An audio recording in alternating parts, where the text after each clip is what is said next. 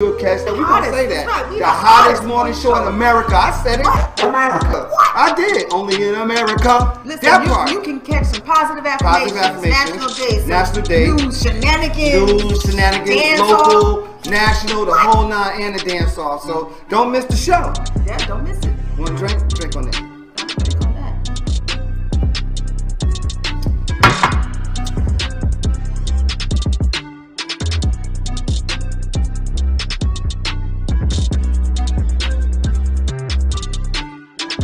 That's what it is, so. That's how we feel. So you make sure that you tune in. That's how we feel.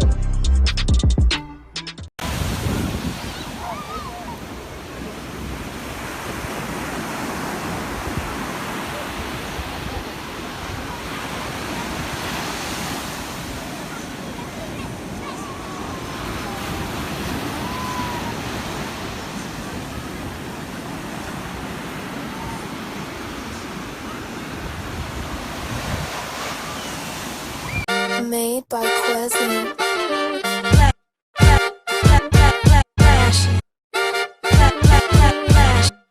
Miami Morning Show. You watching the wake up, the wake up, the wake up, the wake up, the wake up, the wake up, wake up. Miami Morning Show. You watching the wake up, the wake up, the wake up, the wake up, the wake up, the wake up, wake up. Miami Morning Show. You watching the wake up, the wake up, the wake up, the wake up, the wake up, the wake up, wake up. Miami Morning Show. You watching the wake up, the wake up, the wake up, the wake up, the wake up, the wake up, wake up. Miami Morning Show. You Miami Morning Show. You watching the you watching the Miami Morning Show. You watching the wake up, the wake up, the wake up, the wake up, the wake up, the wake up, wake up. Miami Morning Show. You watching the wake up, the wake up, the wake up, the wake up, the wake up, the wake up. Miami Morning Show. You watching the wake up, the wake up, the wake up, the wake up, the wake up, the wake up, wake up. Miami Morning Show. You watching the wake up, the wake up, the wake up, the wake up, the wake up, the wake up, wake up. Miami Morning Show.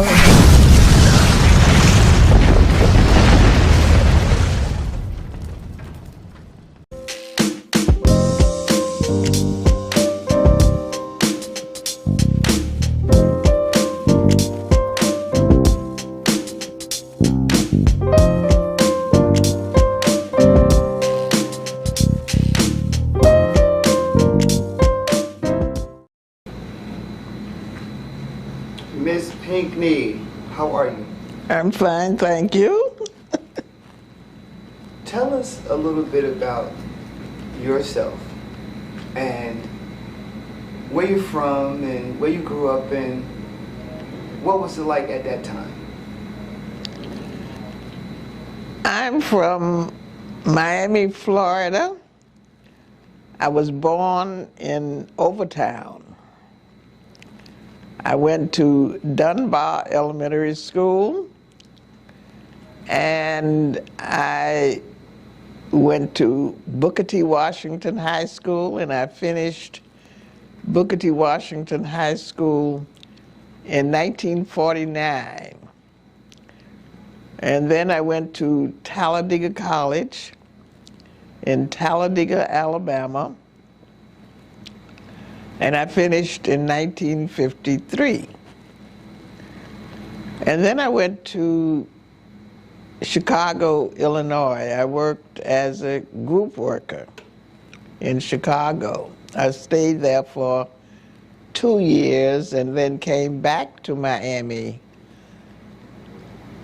and began a teaching career at Dorsey Junior High School, where Mr. Samuel Coyne was the principal. He was the one that hired me. And I also worked at Edison Senior High School. I was the first black counselor at Edison, but that could be a controversial thing because the first black counselor at Edison was Juanita Hamberry, but she was an assistant principal at North Dade Senior High School, and she said that she was demoted because of integration. And And she sued the school board because she said she was not a counselor. She was supposed to have been promoted or kept the same title as an assistant principal. And she won her case. So they hired me. So I became the first, I guess you would call legitimate counselor at Edison, black counselor. I wasn't the first counselor, I was the first black counselor at Edison Senior High School. And then I became assistant principal at South Miami Junior High School. And I remained there for 20 years. I worked for the Miami-Dade School Board for 36 years. And then I retired. And I got interested in historic preservation. And I founded the Historic Hampton House Community Trust. And the purpose of that was to restore and save the Hampton House. Tell us about the Hampton House. Well, the Hampton House was an elegant place, a very beautiful place back in the days of segregation. It was the place of choice where people from all over the country, entertainers stayed here, dignitaries stayed here, and they just had a good time here. There was good entertainment, good food. People just enjoyed the ambiance and the atmosphere of the Hampton House. The Hampton House was owned by a Jewish couple, and they saw the need to have a place where black people could enjoy themselves in a first-class place. And so this was the place, the hotel, whenever Dr. Martin Luther King was in town, he stayed here. Muhammad Ali stayed here. Malcolm X stayed here. Jackie Robinson stayed here. Nancy Wilson, entertainers like Nancy Wilson and others stayed here. We have videos of their being here. Dr. Martin Luther King said a version of his I Have a Dream speech here at the Hampton House before he said it in Washington, D.C., in the March on Washington. And Muhammad Ali had his victory party here when he beat Sonny Liston. And Malcolm X proselytized Muhammad Ali to the Muslim faith here at the Hampton House. So there was a lot of historic things going on, as well as the entertainment. And so one day a lady, and this was a white lady, by the name of Kathy Hirsch, came to me, and she said that she had heard some information about the Hampton House. And the information that she heard made her believe that this building should get historic designation. And she was wondering, somebody told her to contact me to see if a group that I was working with would sponsor the historic designation of the Hampton House. So I told her to come to one of the meetings of the African American Committee of Dade Heritage Trust. And she came to that meeting. She had 3 videos, one about the Hampton House, and well, all of them were substantiating, actually, that the Hampton House needed historic designation. And so we discussed it and we voted to sponsor the historic designation of the Hampton House. Well, while we were in the process of getting that done and getting the history written, we were told that the county was going to tear the Hampton House down because it had become a derelict building and an unsafe building, and that it was a danger to the community. And so what we were just confused about that, because we were looking at the historic value, and we decided that we wanted to fight that. So we went to the county and we said, we don't want you to tear the Hampton House down. We need to preserve it. And so the final result of that was that we did get the county to stop the demolition.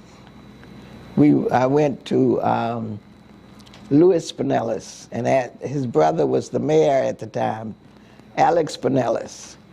And we asked for a stay of demolition. And so when I talked to Louis said, well, the mayor cannot stop the county from doing its job. What you need to do is to get your people together. Can you get your people together and have a demonstration in front of the Hampton House? Get some food and a band, or make a big deal out of it, and save the Hampton House. So I said, Louis, we don't have any money to pay a band to come out there and buy food and do all this you're telling us to do. So he said, well, can you get the people out there? So I said, yes, I think I can get the people out there. He said, okay, if you can get the people, I'll get the band and I'll get the food, but it's going to be Cuban food and a Cuban band. So I said, I don't care what kind of food and I don't care what kind of band. It's just as we do it and do whatever it takes to save the Hampton House from demolition.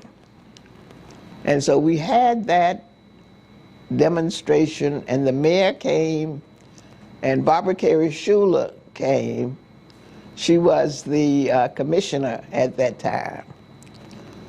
And so we got the mayor to say that they were going to do a stay of demolition for the Hampton House. And so then people started saying, well, how are you going to restore it? Where are you going to get the money from to restore it? So I said, well, we don't have any money. So somebody told me about the general obligation bond program. And they told me to apply to try to get some money to see if we could get money for the restoration of the Hampton House. So I got the application, but when I got the application, I didn't know how to fill it out because it was asking you what you're going to do with the money. So I couldn't say what we're going to do with the money. That required an architect, and I'm not an architect. So I went to Richard Heisenbottle. He was on the board of Dade Heritage Trust. And I asked him to fill, and he's a historic preservationist. I asked him if he would fill out this application for me. So he told me that he would have to come to the Hampton House and go over it to see what the needs were. So I met him here at the Hampton House, and when I saw him, he came in his GQ suit and his Mercedes Benz, and this place was filthy and nasty. And I apologized to him for not telling him what condition the Hampton House was in. So he said, "Oh, that's okay." And he went all over this place. And he filled out the application for me and signed it. And so that meant a lot. And when we found out that we had been accepted in the General Obligation Bond Program for $4.7 million, we were very happy. But the county took so long to put the bids out that the first company that got the bid, after they came here and looked at the place, they said that was not enough money, and they turned the bid down. So then they said that we needed at least $5-point-something million because the place was in such a bad shape. So then the county put the bid out again, and that was for 5-point-something. I don't remember exactly what it was, but anyway, another company got the bid, and when they checked it out, they said, "That's not enough money. We can't do it for that." So they turned it down. So it's the second time it's been turned down. By this time, Commissioner Edmondson was the county commissioner for District 3. And they said that it would take $6-point-something million in order to do it, a portion of it, because the building still is not completed, but at least it's usable. And so Commissioner Edmondson was in fact, she was the one that got the 5-point, and she got the 6-point. And so she got the money that we needed in order to start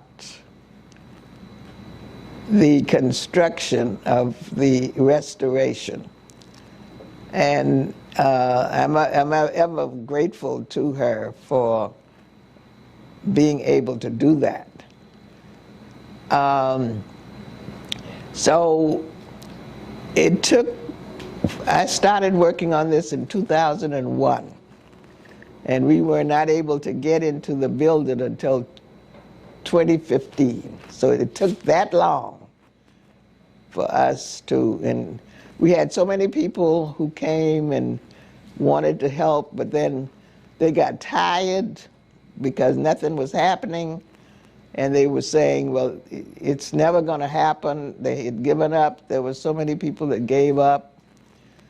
But, you know, I just felt that God was going to come through. I had faith in God, even though many times it looked like nothing was happening and people got discouraged. But, you know, I just kept the faith.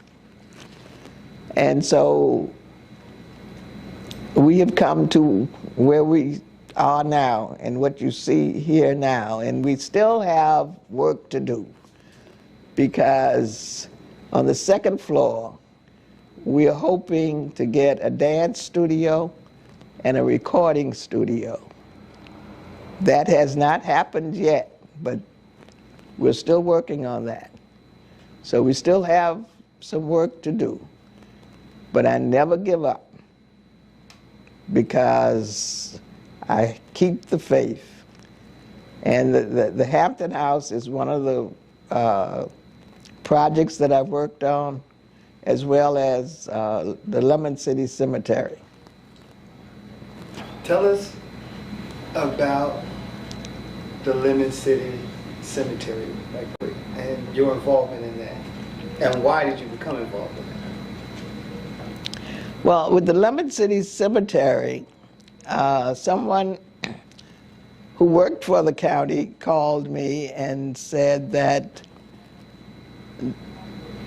they were going to build 3 affordable housing units on this property, and they're digging up and they're finding human bones. And nobody knows anything about it. And they believe that it's a cemetery. So, and you know, something needs to be done. Well, the city of Miami had given these developers permission. They had all their permits and everything to build these 3 affordable housing units on this property. And so they were saying, you know, they weren't sure that they were human bones. And but then the medical examiner said they were human bones and that they were black people. So I really didn't want to get involved in that, because I had enough problems dealing with the Hampton House. But there were people who said that they felt that I was the only person that could really do something about it, because they felt that it should be stopped. And these developers have a lot of money and have a lot of power, and it's going to be difficult to stop that. So we had to prove that it was a cemetery. I received a list of 523 names from Larry Wiggins, a genealogist, that proved that this was a cemetery, had the names of people there. And so I said, it's a cemetery. We can't have people building on a cemetery. It's a disrespect to the dead. Well, one building was almost halfway up. And so what actually happened was that building, there was a compromise, and that building was finished. But I said, you got to move these other 2 buildings. You cannot put those other 2 buildings on that property. And as we were working on moving the 2 buildings, I was getting telephone calls from people saying, could you look up look on the list and see if my grandparents are there, or, you know, people wanted to know if they had relatives buried there. And I was, one of the times that I was looking for, I think it was Dr. Hollington Hanna. And I said, well, he said he wanted to know if his grandfather was buried there. And I said, I'll look and see. And I was looking. I said, well, what was his name? He said, James Cunningham. So I'm looking in the C's, and I find John Clark. John Clark was my grandfather. And I said, John Clark? That was my grandfather's name. And I'm looking at the information there, and where it said spouse, it said Melvina Clark. That was my grandmother. That's who raised me. And I did not know that my grandfather was buried at the Lemon City Cemetery. And I was so moved by seeing my grandfather's name in print and my grandmother's name in print that I almost couldn't talk to him anymore. So I told him, I took his name, number, and I said, I'll call you back. And I couldn't explain to him what was happening to me, what was going on with me.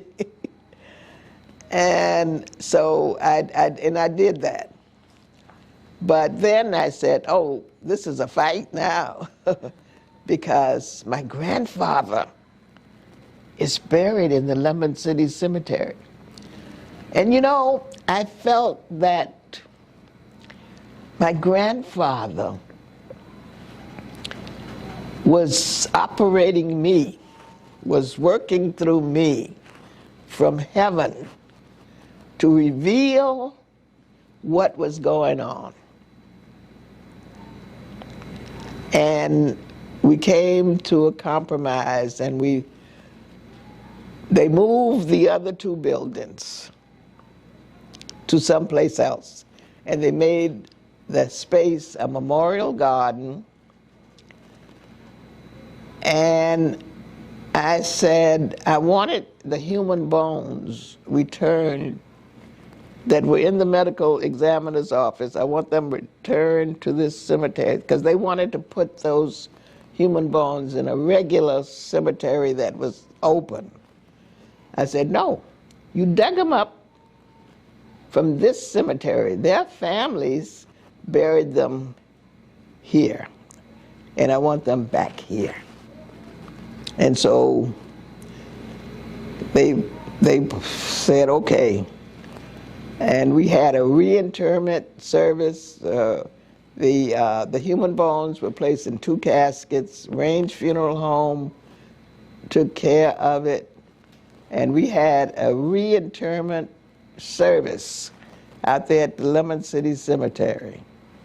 And most of the people were from the Bahamas. Most of the people that were buried out there in the Lemon City Cemetery were from the Bahamas. They were the pioneers. They were the people who did all the menial work in Miami to make Miami what it is today. They beautified, they did the gardening work, they did the farming. They showed what to do with the coral rock and how you could build houses with coral rock. And, you know, our history is lost. And we've got to tell the story. We're the foundation of the community. And nobody knows it, and it's not respected.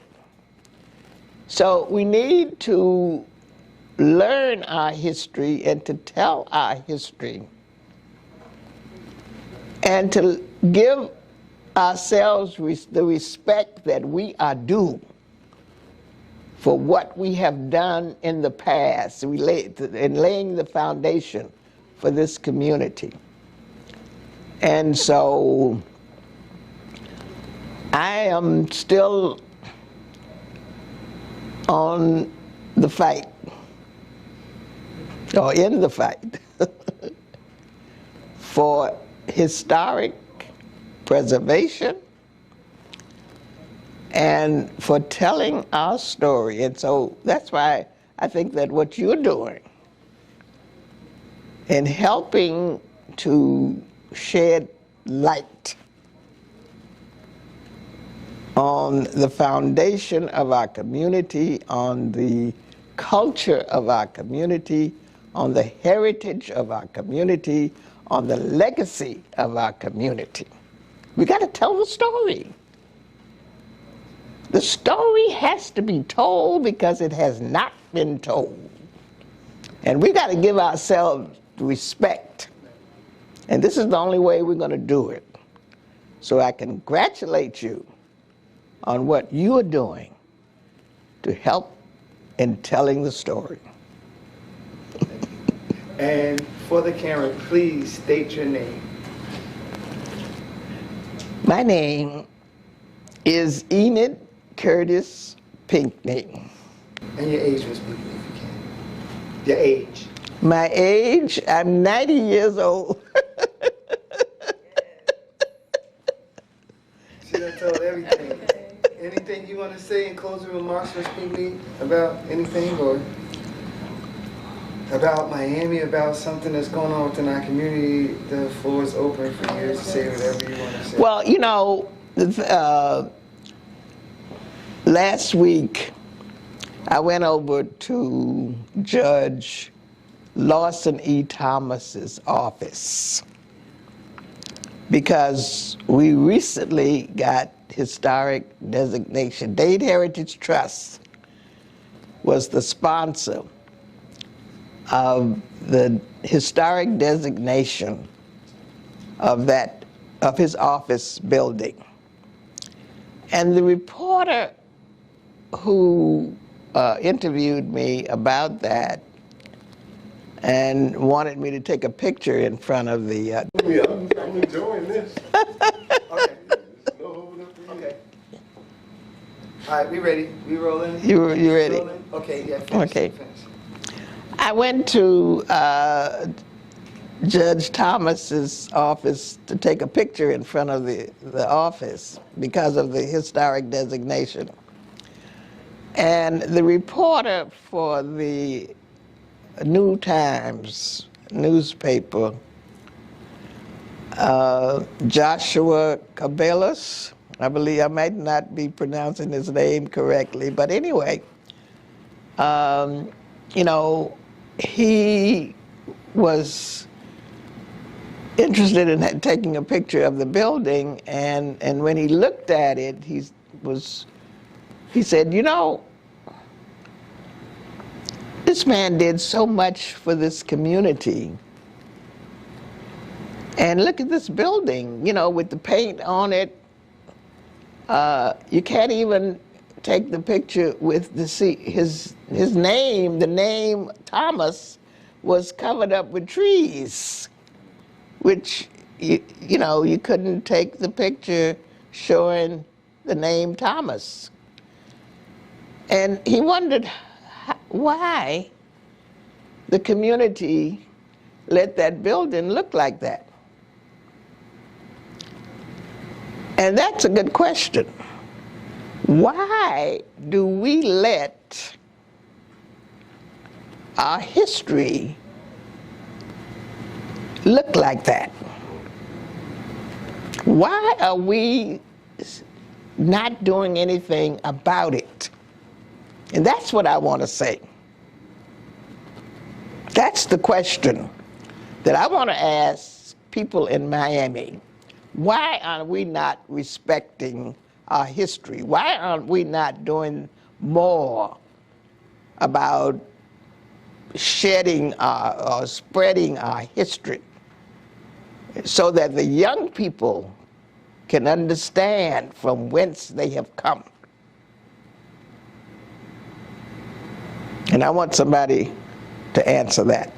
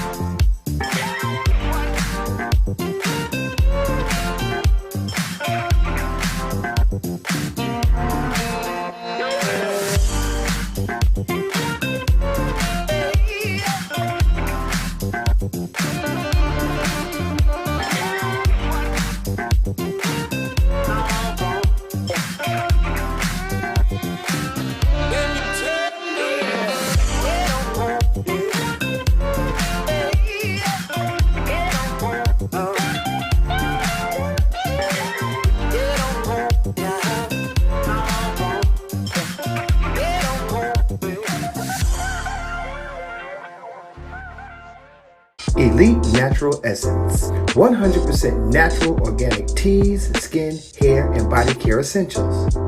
Unlock the healing power of nature. Treat yourself daily to our moisturizing body washers and body butters. Enhance your inner essence with our elite teas including Orange Smoothie and our elite Flat Belly Cleanse Tea. We also have our new Banberry Anti-O skincare line for your skincare needs.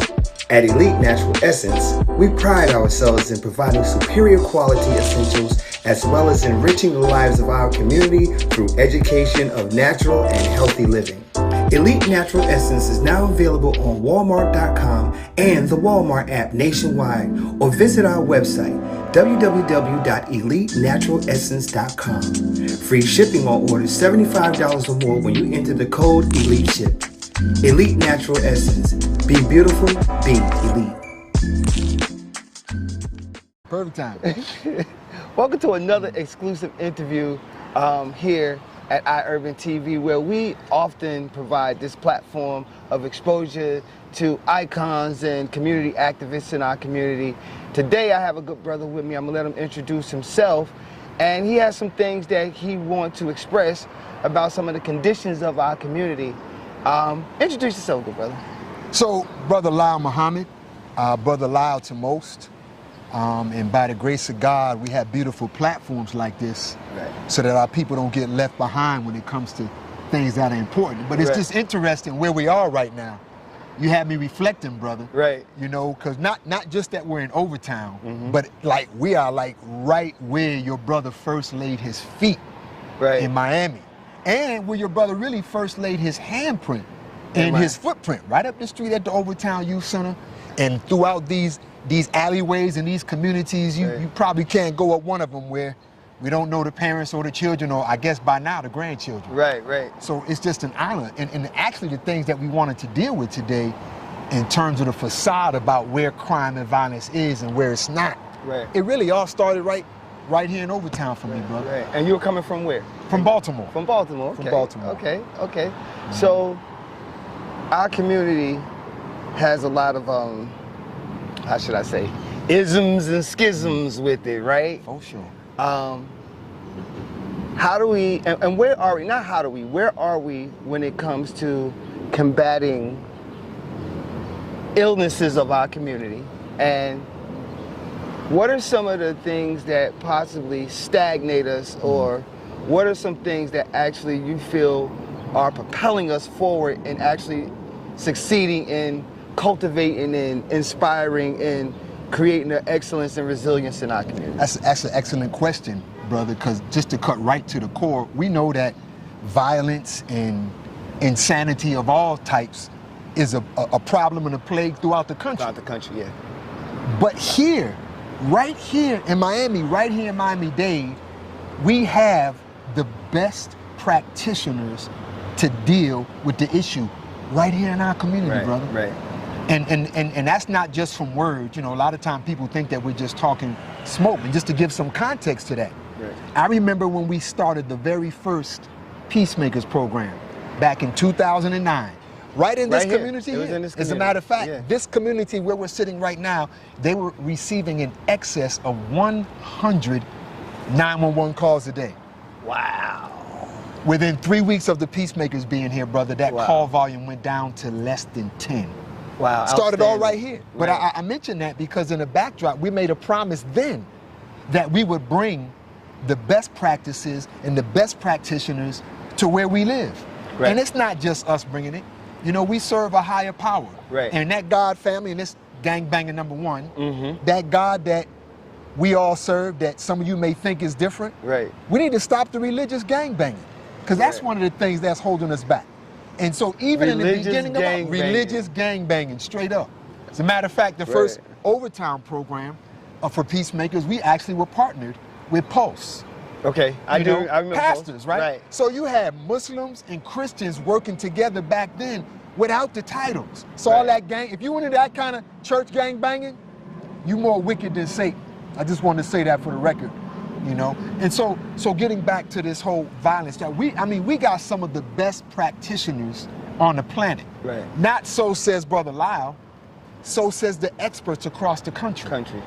You know, so that leads up to where we are today. I'll give you an example. There is finally a national movement for community-based violence practitioners, for the boots on the ground to be recognized as experts who know what's going on in this work. Right. So as a matter of fact, there's a White House initiative going on right now that's being run by Achilles Sherrill, and according to them, what we have here in Miami-Dade is far beyond what you see across the country. Right.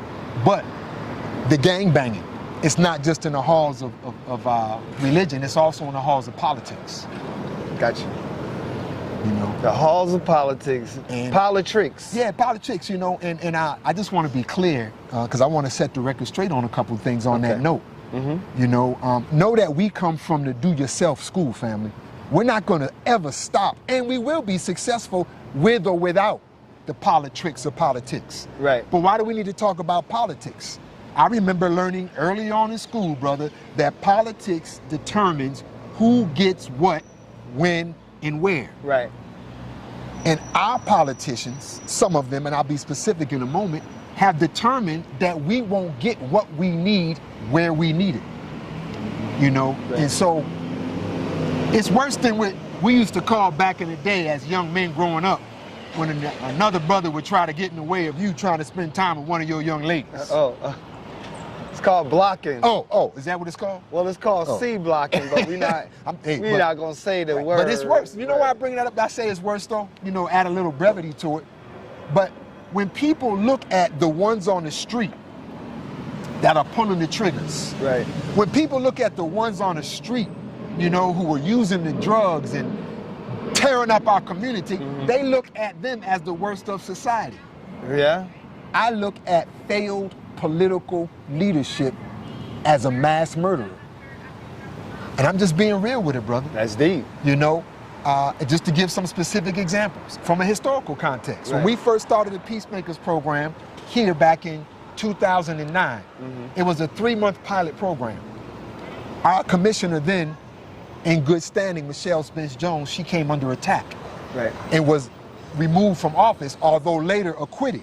Right.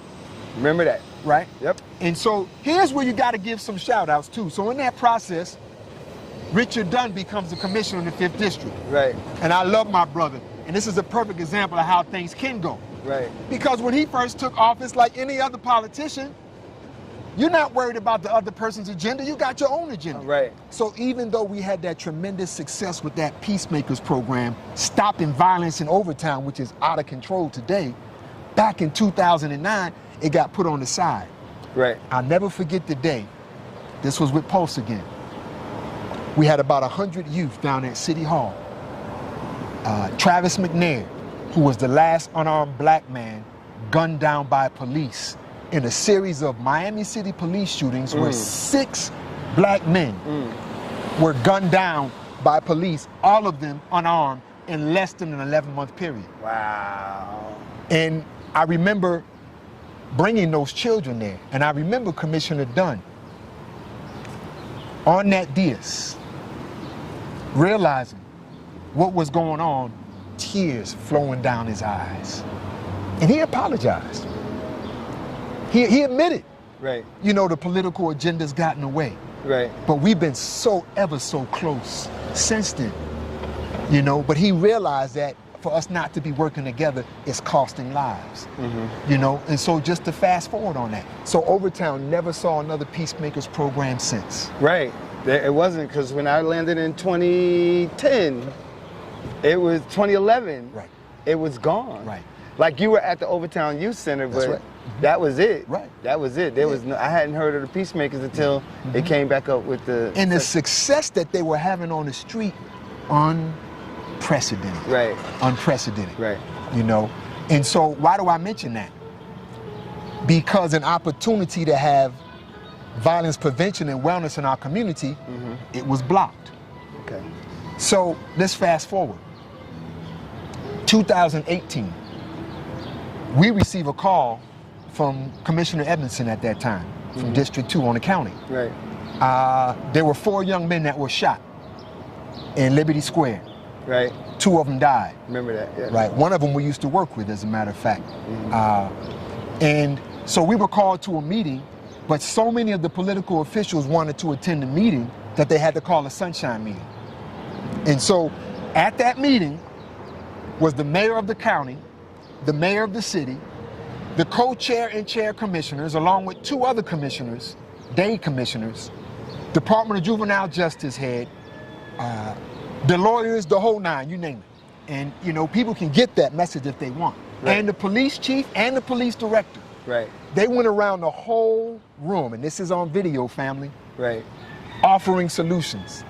The only community group at the table was the Circle of Brotherhood because we were asked to be there. Right. Myself and Brother Leroy Jones representing us. Do you know no other politician, nor policing, nor juvenile official offered one solution? And that's when we first presented our community wellness and violence prevention program Right. in 2018. Right. You know, so long story short on that, it got chopped down to us having to do a contract with the county where we were putting what we do inside of another structure Right. called the GVI Initiative, right? And why do I mention that? Because if we didn't do that, we wouldn't have that established right now. Right. But what a lot of people don't know is that it was the integrity of Brother Leroy Jones and myself that saved that program. Some people obviously didn't want me in the picture. Why is that? Why do you think? Well, let me present it first, because I want people to know that we were actually presented with an ultimatum. Right. That if we were going to be able to keep that contract, I had to be out of the picture. Oh, wow. And so we got to be clear, because there's too many people dying. Right. You know, and this is history. And people think that we're just running off the mouth and not that we actually know how to solve the problems in our community when it comes to crime and violence. And so to save the program, I stepped away. But we never stepped away from doing what we know works. Doing the work. Doing the work. Right. So let's fast forward. Mayor Carver becomes elected mayor. And Mayor Carver verbally declares the violence epidemic as a public health issue. Notice I said verbally. Right. There's an interview you can go back to with Mayor Carver and myself that was done on WLRN, and it will come out around the time that the Peace and Prosperity Plan was presented. And for those who don't know what that is, I just want to be crystal clear, but my first point was, and I'll come back to Mayor Carver in a minute, because it's important. Right. When she was elected and the language came out about public safety, the funding support didn't switch. It was still policing, policing, policing, policing. Right. And so those of us in the community that could serve crime and violence from a public health standpoint, basically were left with nothing to work with. And so Commissioner Hardiman, he introduces the $90 million contract with the FTX contract specifically to deal with what? Gun violence? And the Circle of Brotherhood purposely is nowhere to be found in it. Purposely. Let's talk about some more gangbang. Right. You know, hey, we keep it real here, family, because it's really sad, you know, that, you know, because I vote for someone who I grew up working with right here in Overtown, who happens to be running against you, it appears as though there's been a vow taken to make sure that the Circle of Brotherhood in particular doesn't get funding that deals with violence. Now, I want to say on record right now, while all of this is going on locally, national organizations are endorsing our work left and right. The Giffords Foundation have partnered with us because they see the work that we're doing. The Moms Demand Action, that group that was started out of Sandy Hook, have bonded behind us. I can go on and on and on.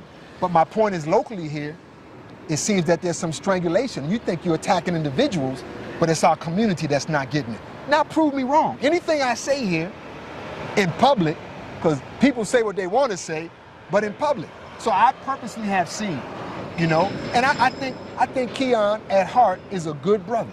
Right. You know, him I could say I had a developed relationship with, you know, because he was concerned and is concerned about the affairs. And I think he represents, you know, what our good brother Du Bois called one of our great talented 10th. You know, I get that. Right. You know, but the political stuff, that's getting away and lives are being cost. Prove me wrong. Prove me wrong. You know, which leads to what's going on in District 5 right now. Can you imagine an organization like ours that started back in 2012 has never had the staff to do the work that we need to do? Right. Never. Ever. You know, Mayor Suarez, much credit, caught wind of one of our housing programs. And see, a lot of people don't know, the work we do is transformational. We're not just doing programs. People are never the same. So, long story short, the American Relief Funds come in. Mayor Suarez earmarks $1 million to come to the Circle of Brotherhood. Now, for those who don't know about those emergency relief funds, they were based upon two things. They were based upon the COVID epidemic, but also on the social justice movements that were taking place after George Floyd died. Right. There's only one organization today in Miami City that has not received their earmarked fundings from the mayor, and that's the Circle of Brotherhood. And it's not because of Mayor Suarez. It's because of the commissioner who sits in District 5, to be quite frank. You know, and Christine King, she can't have anything personal against me, because let's be real, she doesn't even know me. I had one 30-second conversation with her maybe 5 or 6 years ago at a Malcolm X birthday celebration at the MLK building. Right. But it's obvious to me that there's political agendas that are getting in the way of the work.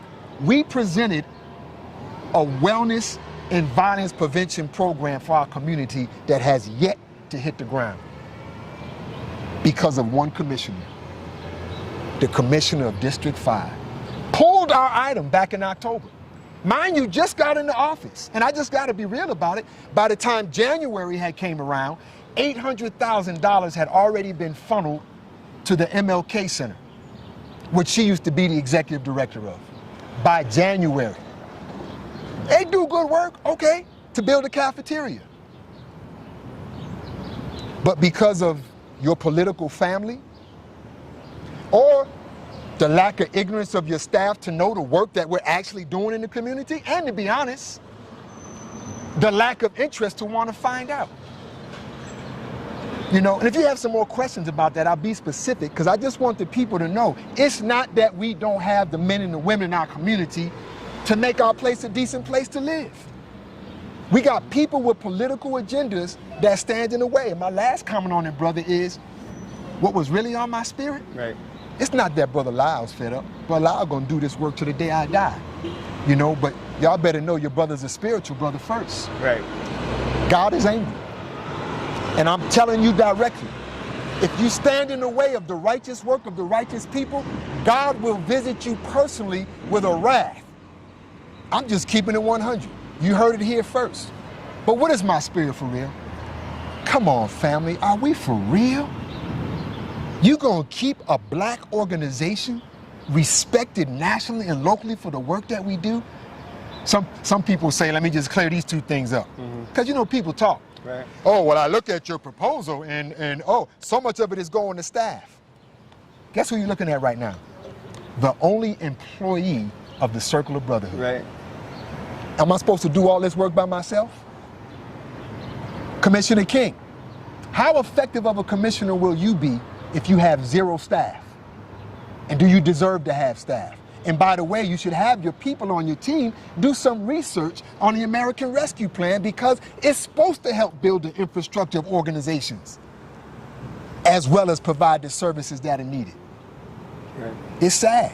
We've seen people fall off of buildings that we could have saved. You know, and so I just want people to know that sometimes it's not the outside opposition. Right. Sometimes it's what we do internally that causes death and destruction. How do we, as a community, fix things like that? How can we come together? Because I don't know, you know, I don't know the story. I don't know the background or whatever. I am a member of the Circle of Brotherhood. Yes, I am. I'm still a member. Yes, sir. I was told to come out and execute what it is I do for the community, and that's what I do every day, and make sure the platform is there. That's why this platform is here, for no matter who wants to say, you know, whatever people want to express, they have full right to express it, right? But I'm thinking as the media, as the black media component for this community and surrounding black communities, how do we fix it so that we can begin to start cultivating our community? Because in the end, as I see it, that's what's really important. Everybody loves our community, and if we really love our community, how can we fix it so that everybody Real gets talk, to though, Dre, fix it? everybody loves our community, but some people love money more. You know, everybody loves our community, but some people love their prestige more. Let's just be honest about it, man. You know, and Mayor Carver's not off the hook either. You know, there's a proposal that's been before her cabinet from the Healing and Justice Center for the last 2 years that the nation is craving about. We can't get no support from that office. You know, so we got to call them out, Right. is my point. You know, because I'm just being real. Even I'm to this point right now because I'm just being real, Dre. Some people are not going to change their political stance, no matter how much they say they love the community. Right. It's not going to stop the work from being done. Here's a brother here. I would be open to anyone I just called, like I said publicly, because people say one thing behind closed doors, and you know, the political game is real slick. You try to drop an innuendo over here or tell one person something different over here, but I will publicly stand on everything I said if they would be willing to do the same. Or watch this. If they wanted to have a real sincere heart-to-heart private meeting, Right. I would do that. Right. I would do that because our community is up. It's not about me, you know. And wherever I err as a community leader, Brother Lyle will always bow down and apologize and admit when I err, you know. And if others are not willing to do that, they can try to stand in the way. I'm being very real when I said God will really, really remove you out the picture completely. You can think your brother's just talking if you want, you know. Don't call me on that one. Call me on some other stuff, but not on that one. Right. You know, so Dre, it just hurts, man. Right. You know, when we have the individuals and could easily have the resources. It's like, I mean, we're talking about somebody blocking federal money. It's not money coming out of your budget. And by the way, it passed every other standard of execution of every other organization that received those American relief funds. So, you know, it's just unnecessary. And I'm like this because if that's how you're going to stand, I'm giving you an opportunity now. Come, let us reason together, you know? And I'd be willing to do that. But I'm a spiritual man first, Dre. And we're not no punks. We're not going to sit by and let you play political games and you think we just going to allow that to go down like that. Right. So some people do need to be called out. If anybody thinks Brother Lyle needs to be called out, call me out. I will come front and center. And if I am out of order because I love my people and community that much, I will correct my ways, man. Right, right. Accept, correct. And move on. That is our motto, 100%. Okay, so any last words? You said a lot, and it's respected because it's your opinion and it's how you feel, and everybody's feelings are valid, right? I'll say this. You know, we don't have time to do it here. It may have sounded like an opinion, but I could show documents and lay out fact for fact for fact for fact everything I just said. And I'll close with these two things on that. The White House initiative that I mentioned was initially a 15-city initiative for 15 cities across the country. When Achilles Sherrill saw the work that we were doing here in Miami-Dade, he went back to the White House and petitioned the White House to add Miami-Dade, and now it's a 16-city initiative. Oh, wow. That's our work, Mayor Carver. Right. You know, look, there are organizations nationally right now that see what's going on. And I got to give a shout out to some locally. The Miami Foundation is backing this work, man. Right. Touching Miami with Love is backing this work. Dream Defenders is backing this work. You know, the South Florida Health Foundation, they see what's going on.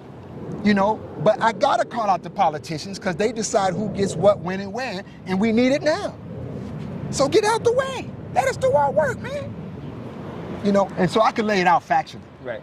Everything I said, I can put a document in your face and show you exactly what we said. So I'm not here to start arguments.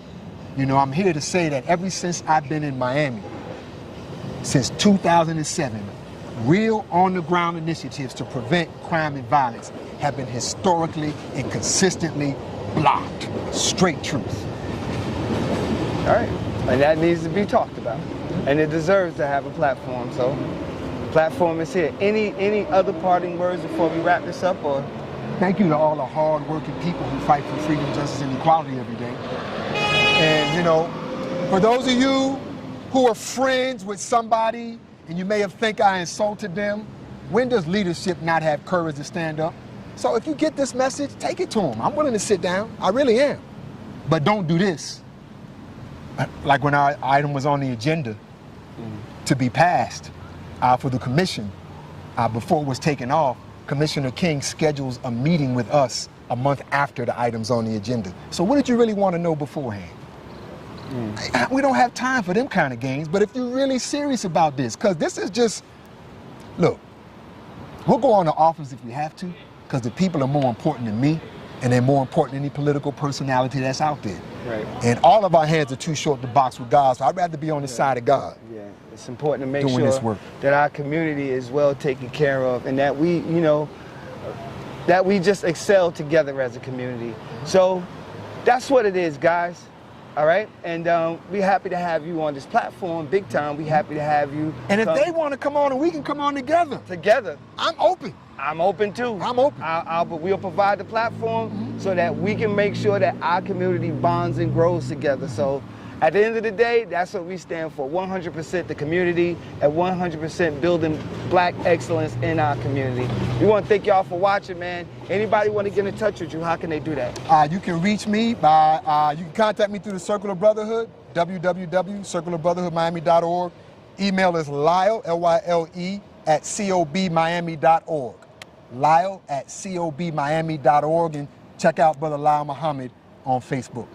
That's what it is. And Instagram, I think. Brother Lyle 1, something like that. We love you, community. Peace and blessings, family. Much love.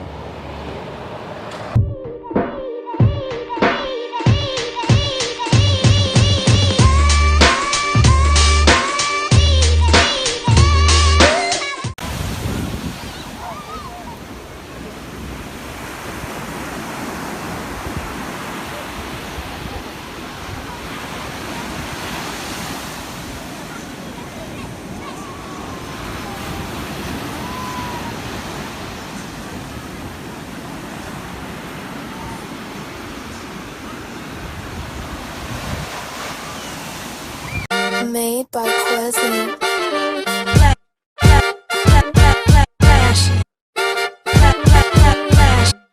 Miami Morning Show. You watching the wake up, the wake up, the wake up, the wake up, the wake up, the wake up, wake up. Miami Morning Show. You watching the wake up, the wake up, the wake up, the wake up, the wake up, the wake up, wake up. Miami Morning Show. You watching the wake up, the wake up, the wake up, the wake up, the wake up, the wake up, wake up. Miami Morning Show. You watching the wake up, the wake up, the wake up, the wake up, the wake up, the wake up, wake up. Miami Morning Show. You